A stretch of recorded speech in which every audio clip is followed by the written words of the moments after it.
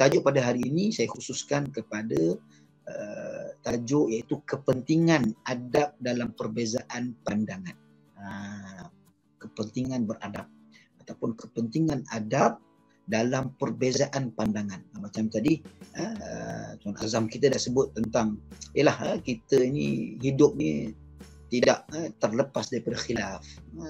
Macam-macam disebabkan komunikasi kita yang tak jelas, komunikasi kita yang menyebabkan tak memberi kepuasan kepada orang lain, dan kita berbeza pandangan-pandangan dari sudut pendapat dan sebagainya. Ini kita lalui setiap hari. Sebagaimana saya dah sebut pada pertemuan dengan yang lepas, iaitu kalau kita dengan orang kita berbeza itu sudah perkara biasa. Yang paling kita tak dapat elak ialah kita sendiri, jiwa kita, interpersonal kita, intrapersonal kita, ataupun dalam jiwa kita sendiri juga ada perkara-perkara yang kita berbeza pandangan. Kita berbeza pandangan. Jadi apatah lagi dengan manusia yang lain. Tambahan pula apa yang kita bicarakan, komunikasi kita, mulut kita, body language kita yang ada komunikasi tanpa lisan ini juga memberi salah anggap oleh orang-orang lain, misal kata memberi kesan terasa hati, sebut oleh Tuan Azam tadi, Cik Azam tadi adalah inilah menyebabkan perbezaan, menyebabkan perselisihan yang berlaku di kalangan kita, menyebabkan kita akan menghadapi dalam suasana yang kurang baik, tak baiklah. Jadi pada kali ini, sesi ini sangat penting, iaitu kita pergi fokus kepada perkara berkaitan dengan kepentingan adab. Kita akan tengok beberapa angle ini, sudut-sudut yang boleh kita tambah baikkan, sebab kita permulaan kita nak perkongsian ini kita pergi sikit-sikit. Kalau kita siapa tuan-tuan pendengar yang dirahmati Allah Subhanahu Wa Taala dapat mengerti daripada yang pertama, yang kedua dan yang berikutnya, banyak lagi yang kita akan bincangkan berdasarkan kitab yang saya gunakan atau buku yang saya gunakan, iaitu kalau tuan-tuan boleh tengok kepada sesi yang lepas, ada satu kitab buku tebal tuan-tuan, 700 lebih muka surat yang membincangkan tentang khilaf ini. Terlalu banyak itu yang ditulis. Adapun yang tak tertulis banyak lagi. Jadi pentingnya kepentingan dalam kita adab berikhtilaf sudah saya tentang adab secara umum itu ringkas begitu sudah saya bincangkan, sebutkan pada pertemuan yang awal. Pada yang kali ini saya akan sebut lagi apa yang perlu kita tahu dari sudut kepentingan adab dalam perbezaan pandangan ini. Nama lain ataupun dalam bahasa Arabnya tuan-tuan disebut sebagai adabul ikhtilaf, adab dalam perbezaan pandangan. Jadi alhamdulillah tuan-tuan, pada pertemuan yang lepas kalau kita lihat perkongsian kita lebih kepada pengenalan sekitar tentang adabul ikhtilaf dengan disebut dengan beberapa dalil Al-Quran dan hadis, kemudian kita menyentuh tentang beberapa contoh-contoh isu khilaf, dan juga sepintas lalu kita sebut tentang sejarah di mana di zaman Nabi sendiri. Di zaman Nabi sendiri berlaku khilaf. Macam mana zaman Nabi sendiri, dan Nabi sendiri berlaku Nabi SAW pun khilaf dengan para sahabat Nabi ridwanullahi alaihim ajmain. Ini kalau kita lihat, kerana perbezaan pandangan itu Allah jadikan dia menjadi satu fitrah. Tetapi bagaimana Rasulullah SAW dan para sahabat menghadapi pertembungan perbezaan itu dengan penuh beradab. Itu yang dikatakan sebagai apa yang kita nak bincangkan sepanjang dalam sesi ini adalah kepentingan beradab. Dia akan menghasilkan kepada keharmonian. Masya Allah, kita akan jadi persahabatan yang baik. Kita akan menjadi mukmin yang paling baik. Masya Allah, tuan-tuan dan puan Allah Subhanahu Wa Taala. Jadi perbincangan isu adab ikhtilaf ini tuan-tuan penting. Kenapa tuan-tuan? Kita cakap pasal adab. Kita cakap pasal adab.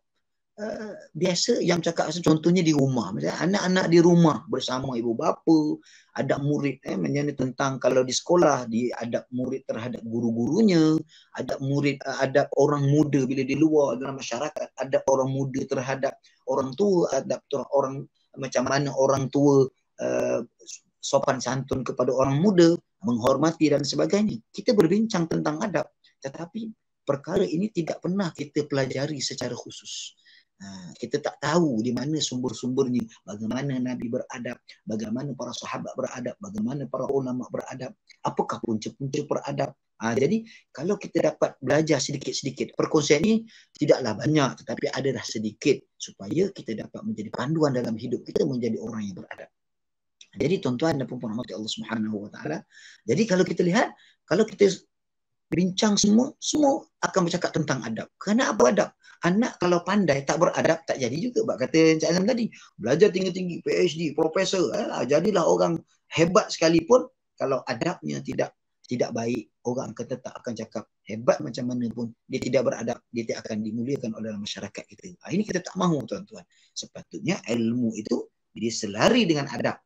Maka lagi banyak ilmu, lagi tinggi adabnya, lagi tinggi sopan santunnya tuan-tuan dan puan-puan rahmati Allah Subhanahu wa taala. Jadi sebab adab yang sangat penting inilah, sebab itu kalau tuan-tuan ilmu tanpa adab dia akan pincang tuan-tuan, akan rosak semua tuan-tuan. Biarlah ilmu tak berapa nak banyak, tak berapa nak banyak, adab tinggi. Masya-Allah. Allah Subhanahu wa taala, Nabi juga akan puji kita. Malahan orang yang berilmu beradab pula, lagilah mulia kan, insya-Allah.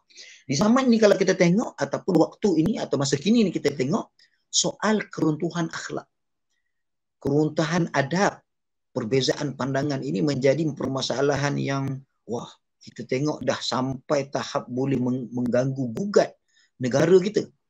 Bukan hanya mengganggu gugat rumah tangga. Itu dah banyak isu perceraian, isu sebagainya. Ini masalah adab tuan-tuan. Kerana berselisih dengan isteri kan, berselisih dengan kita punya rakan taulan kita dalam pekerjaan. Macam mana kita nak menghadapinya? Ini masalah adab tuan-tuan. Maka masalah utama ini banyak memberi impak negatif dalam kehidupan kita, dalam masyarakat kita. Ada perpecahan, pergolakan. Kalau kita tengok pergaduhan dalam keluarga tuan-tuan, benda kecil kadang-kadang sebab perceraian tu kadang-kadang sebabnya puncanya apa tuan-tuan? Kadang puncanya sebab ubat gigi. Suami nak ubat gigi yang ni, isteri nak ubat gigi yang ni, akhirnya bercerai. Kenapa? Berbeza dari sudut tentang ubat gigi. Maka sebab itu kepentingan adab itu berlaku bukan dalam perkara yang besar, tetapi juga perkara-perkara yang kecil juga diambil tahu, diambil berat oleh kita. Dengan cara kita berbincang begini, mudah-mudahan menjadi panduan kepada kita semua insya-Allah taala. Dan lebih kita kalau kita lebih menyediakan kita tuan-tuan, ada sehingga orang boleh menempelak, membau fitnah. Kata Tuan Azam tadi apa dia? Bawang membawang. Mak bawang, bapak bawang. Dia bawang putih ke bawang merah pun tak tahu kan. Jadi benda-benda ni tak bagus.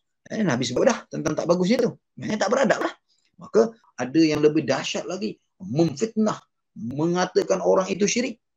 Ada yang kata orang itu bid'ah. Ini biasalah dalam agama, dalam usul agama. Bid'ah membid'ah. Kemudian lebih menyediakan. Yang lebih teruk, kalau kita tengok negara-negara di luar sana, kita tak nak sebut, kita melihat perbezaan fikrah sahaja menyebabkan negara tergadai. Akhirnya orang musuh-musuh Islam masuk ke negara, orang Islam mengambil macam-macam kepentingan orang Islam, habis ekonomi dan sebagainya. Kenapa? Sebab ini menyebabkan datang pembunuhan misalnya. Pembunuhan. Daripada pergaduhan sampai pembunuhan tuan-tuan. Benci.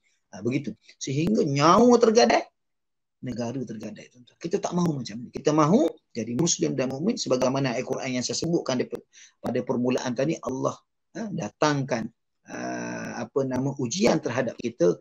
Khilaf ini Allah kekalkan dalam dunia ini selagi mana dunia ini belum kiamat, Allah kekalkan khilaf ini. Tetapi Allah kata itu ujian untuk membezakan antara orang itu beriman ataupun orang itu tidak beriman.